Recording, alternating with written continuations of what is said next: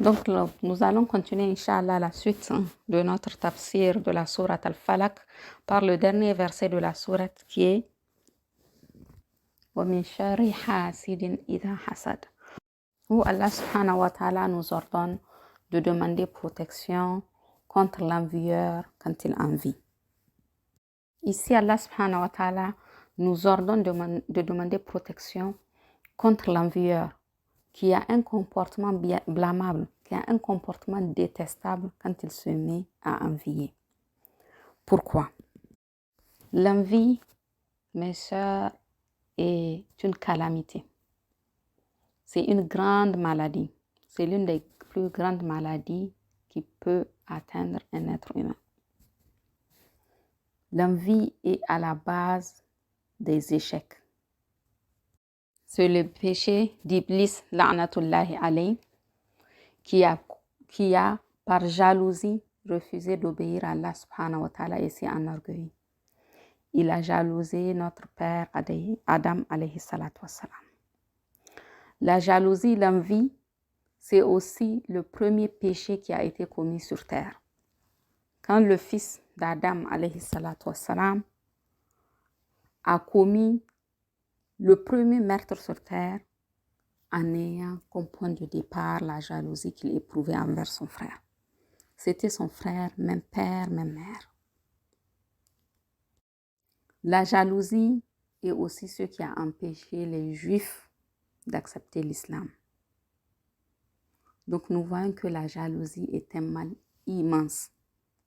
Quand il t'atteint, mais aussi quand tu jalouses, le mal se répercute sur la personne que tu jalouses. Il est important de faire la différence entre al-hasad, dont on parle ici dans la sourate Al-Falaq, et al-ghibda, qui n'est pas évoqué ici. Donc al-hasad, c'est le fait que quand tu vois quelqu'un avoir un bien, tu souhaites voir son bienfait là disparaître. C'est ça al-hasad.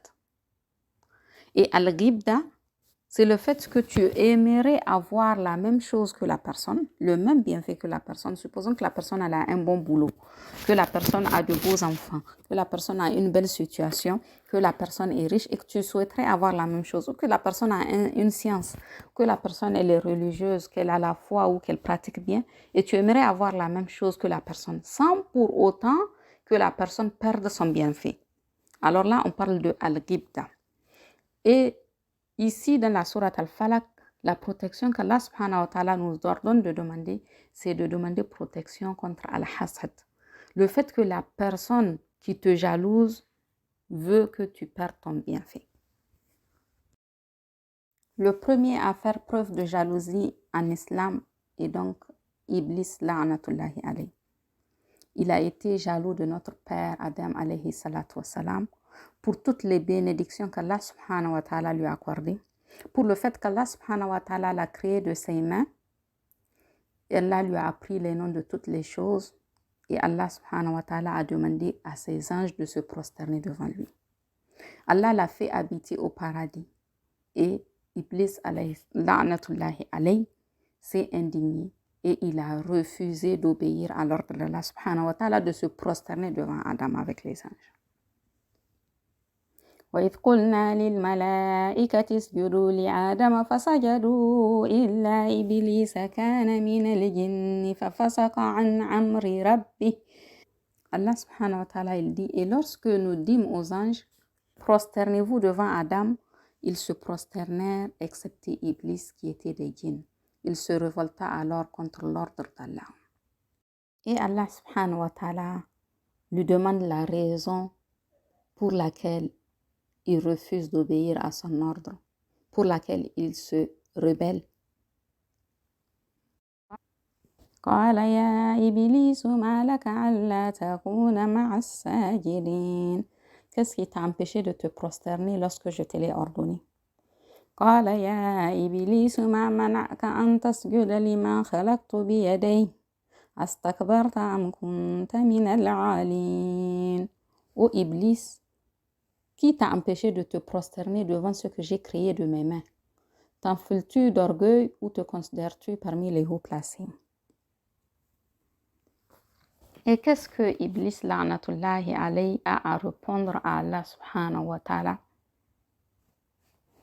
قال لم أكن لأسجد لبشر خلقته من صلصال من حمإ مسنون.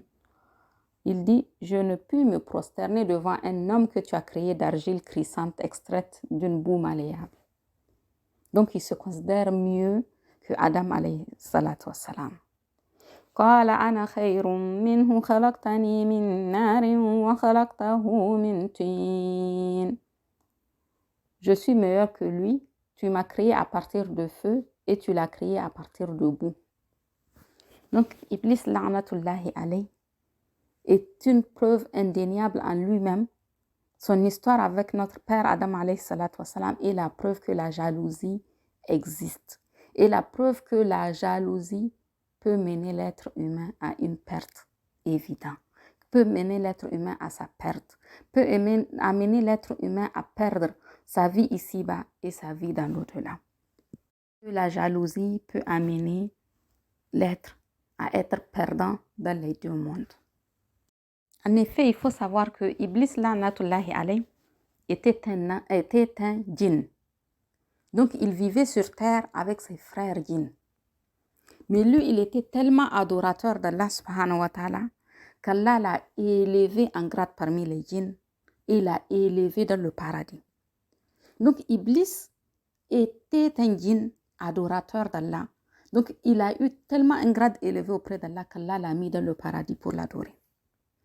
Parmi les anges. Il se promenait un djinn parmi les anges dans le paradis. Il avait un haut grade auprès d'Allah subhanahu wa ta'ala. Mais voilà que par jalousie, il a jalousé Adam alayhi salatu wassalam du fait qu'Allah subhanahu wa ta'ala l'a créé de ses propres mains.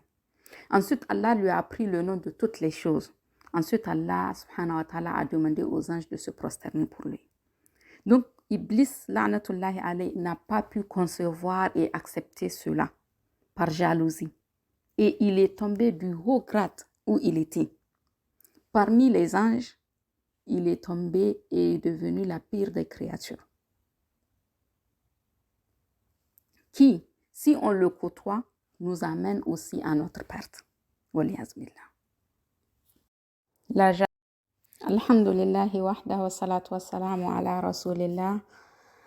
Assalamu alaikum wa rahmatullahi wa barakatuh, mes chères sœurs. Inch'Allah, par la grâce d'Allah, nous allons pouvoir continuer sur notre sujet qui était la jalousie, au sein duquel nous avons parlé du mauvais œil.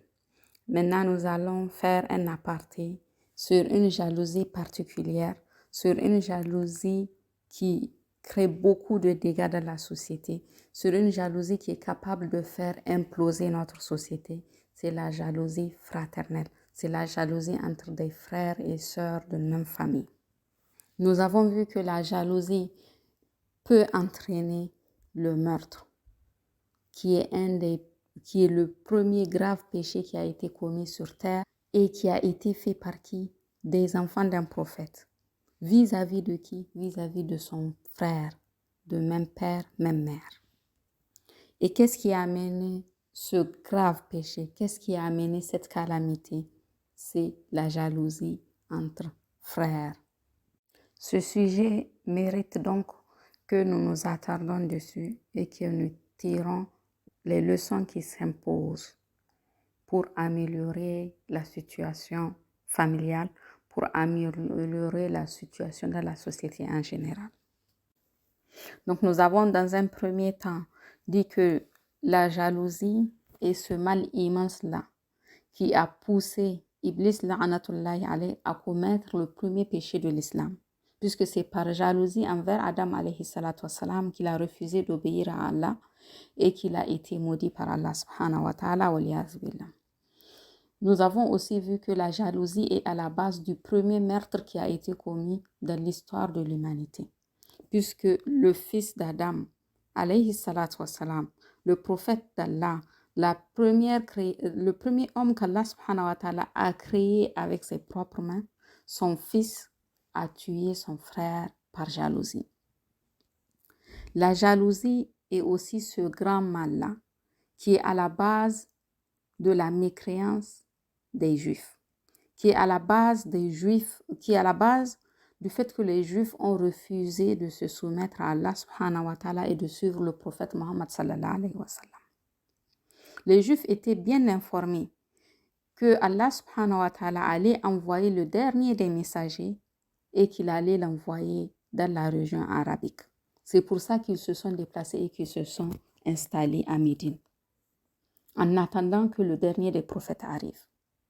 Ils savaient les signes du prophète sallallahu alayhi wa sallam. Allah subhanahu wa ta'ala a dit qu'ils le reconnaissaient comme ils connaissent leur enfant. Tellement les signes du prophète sallallahu alayhi wa sallam sont reconnaissables pour eux, sont clairs et nets pour eux. Maintenant que le prophète sallallahu alayhi wa sallam a été envoyé et qu'il a été envoyé parmi les Arabes et qu'il était un des descendants de Ismaïl alayhi salatu wa salam, ils ont par jalousie refusé d'embrasser l'islam. Parce que eux, ce qu'ils voulaient, c'est que le dernier des prophètes fasse partie des Bani Israël, des fils d'Israël. Ils voulaient qu'ils soient juifs. Et Allah subhanahu wa ta'ala a choisi qu'ils soient parmi les enfants d'Ismaïl. Et ça, ils n'ont pas voulu accepter le choix d'Allah subhanahu wa ta'ala. Donc, ils ont refusé, pas par ignorance, pas parce qu'ils ignoraient que c'était vraiment le prophète d'Allah. Non, ils savaient vraiment que c'était le prophète d'Allah. Mais ils ont refusé par jalousie. C'est ça qui les a écartés de la foi. C'est ça qui les a propulsés dans la mécréance. C'est ça qui les a prédestinés au feu. C'est ça qui les a exposés à la colère d'Allah subhanahu wa ta'ala. C'est la jalousie. Donc, à l'exception d'une poignée parmi eux qui se sont repentis et qui se sont convertis à l'islam avec le prophète sallallahu alayhi wa sallam, ils ont subi la colère d'Allah subhanahu wa ta'ala. La malédiction d'Allah est tombée sur eux. Et les voilà qui sont tombés dans la mécréance. Ila yawmil qiyamah. Pourquoi? Par jalousie. Et c'est pas tout. Ils sont tombés dans la jalousie, mais ils veulent aussi, par jalousie envers les musulmans, que nous tombions dans la mécréance. Parce qu'ils ne veulent pas que nous soyons couverts par les grâces d'Allah subhanahu wa ta'ala dans ce bas monde et dans l'autre. وَدَّ كَثِيرٌ مِّنْ أَهْلِ الْكِتَابِ لَوْ يَرُدُّونَكُم مِّن بَعْدِ إِيمَانِكُمْ كُفَّارًا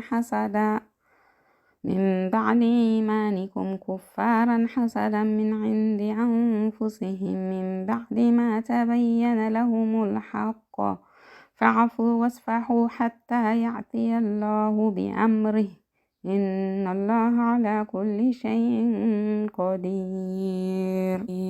Nombre de gens du livre aimeraient par jalousie de leur part pouvoir vous rendre mécréants après que vous ayez cru et après que la vérité s'est manifestée à eux. Pardonnez et oubliez jusqu'à ce qu'Allah fasse venir son commandement. Allah est très certainement omnipotent.